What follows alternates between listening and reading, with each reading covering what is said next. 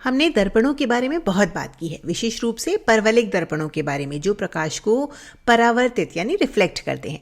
चलिए अब हम लेंस के बारे में बात करते हैं और ये समझते हैं कि लेंस क्या होते हैं और ये प्रकाश को कैसे अपवर्तित यानी रिफ्रैक्ट करते हैं। तो एक साधारण लेंस हम सभी ने देखा है, ये कांच का बना हो सकता है या शायद किसी और चीज का भी बना हो सकता है। अब इस वीडियो में हम बात करेंगे उत्तल लेंस की, कॉन्वेक्स लेंस की। याद रखें, अवतल यानी कॉनकेव का मतलब है कि यह गुफा की तरह, केव की तरह अंदर की ओर वक्रीय होता है, और उत्तल का मतलब है ये बाहर की ओर उभरा होता है। और एक उत्तल लेंस सममित होता है, सिमेट्रिक होता है, यानी केंद्र के दोनों तरफ एक जैसा होता है। तो अगर हम इस लेंस को बनाते हैं तो ये कुछ ऐसा दिखेगा। देखिए, ये एक सममित आकार है, ये इस आकार का केंद्र है और इस रेखा के दोनों ओर सममित गोलीय पृष्ठ हैं। और यह रेखा, यह इस लेंस का मुख्य अक्ष है, प्रिंसिपल एक्सिस है। तो चलिए देखते हैं कि जब प्रकाश इस लेंस से होकर गुजरेगा तो क्या होगा। हम मान रहे हैं कि बाहर हवा है और ये लेंस कांच का बना है।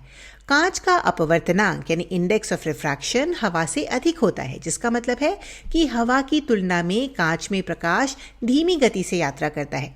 तो मान लीजिए यहाँ पर प्रकाश की एक किरण मुख्य अक्ष के समांतर जा रही है और यह इस बिंदु पर गोलीय पृष्ठ से टकराती है।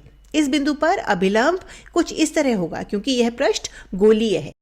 अब चूंकि यहाँ हवा का अपवर्तनांक कम है तो यहाँ पर प्रकाश तेजी से चलेगा। इसके बाद जब प्रकाश इस गोलीय पृष्ठ से टकराता है तो यह अपवर्तित होकर नीचे की ओर मुड़ जाता है।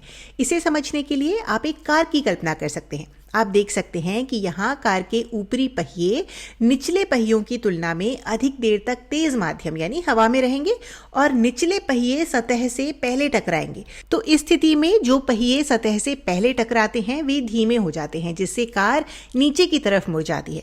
बिल्कुल वैसे ही प्रकाश की किरण जब कांच में प्रवेश करती है तो नीचे की ओर मुड़ जाती है और फिर जब किरण लेंस के दूसरे किनारे पर पहुंचती है तो अब यह अधिक अपवर्तनांक वाले माध्यम से कम अपवर्तनांक वाले माध्यम में जाएगी। फिर से अगर हम कार वाले उदाहरण की कल्पना करें तो जब यह बाहर निकलती है तो इस किरण का ऊपरी भाग पहले बाहर आएगा, यानी निचले भाग की तुलना में तेजी से चलेगा। इसीलिए प्रकाश की किरण एक बार फिर से नीचे की ओर मुड़ जाती है।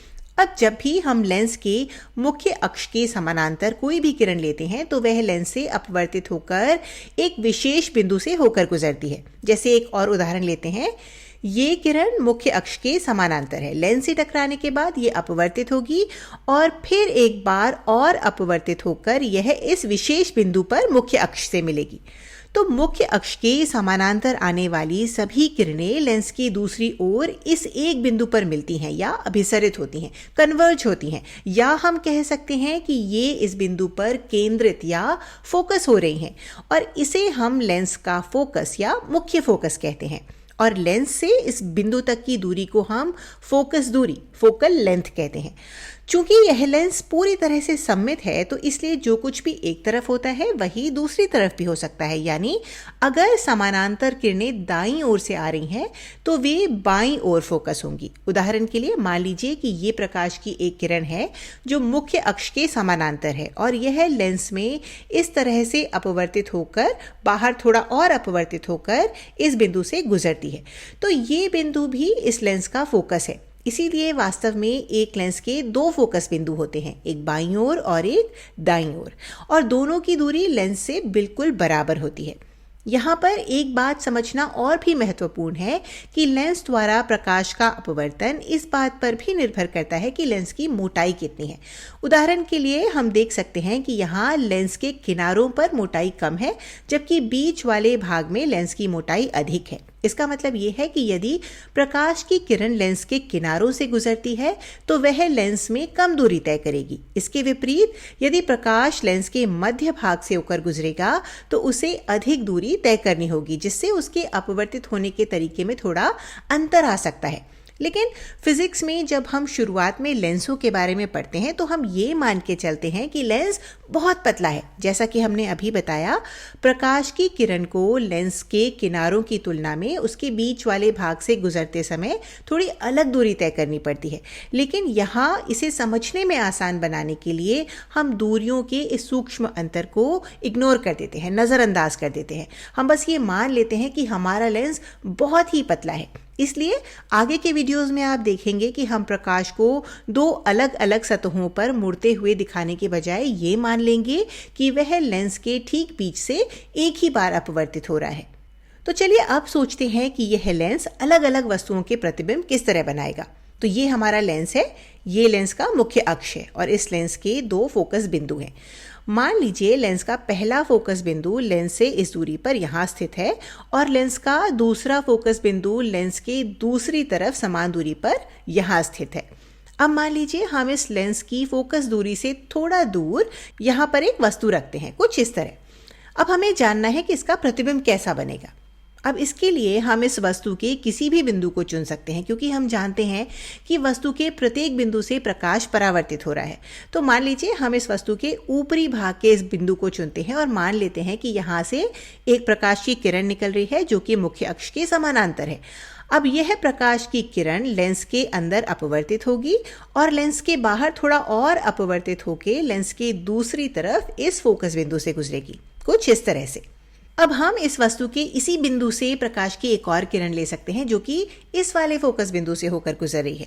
अब यह किरण लेंस के अंदर अपवर्तित होगी और लेंस से बाहर आते समय एक बार और अपवर्तित होगी और यह मुख्य अक्ष के समानांतर हो जाएगी, कुछ इस तरह से। और ऐसा क्यों हुआ? तो देखिए, हम जानते हैं कि यह लेंस सममित है, सिमेट्रिक है। तो यदि प्रकाश की कोई किरण दाईं ओर से मुख्य अक्ष के समानांतर आती है तो वह लेंस के बाईं ओर के फोकस से होकर गुजरेगी, यानी लेंस के बाईं ओर के फोकस से गुजरने वाली यह किरण लेंस के दाहिनी ओर मुख्य अक्ष के समानांतर हो जाएगी। समझ आया ना? और अगर कोई किरण लेंस के केंद्र से होकर जाती है तो वह बिना मुड़े सीधी निकल जाएगी। तो लेंस के दूसरी तरफ जहां ये सारी किरणें मिलती हैं वहीं इस वस्तु का प्रतिबिंब बनता है। इस उदाहरण में हमें एक इन्वर्टेड रियल इमेज यानी उल्टा और वास्तविक प्रतिबिंब मिल रहा है। यह एक वास्तविक प्रतिबिंब है क्योंकि प्रकाश की किरणें वास्तव में इस बिंदु पर मिल रही हैं। यदि आप यहाँ एक स्क्रीन या पर्दा लगा दें तो आप उस पर प्रतिबिंब को बनते देख सकते हैं। अगले वीडियो में हम कुछ ऐसे ही और उदाहरण देखेंगे ताकि हम समझ सकें कि वस्तु को अलग अलग जगहों पर रखने से बनने वाले प्रतिबिंब पर क्या प्रभाव पड़ता है।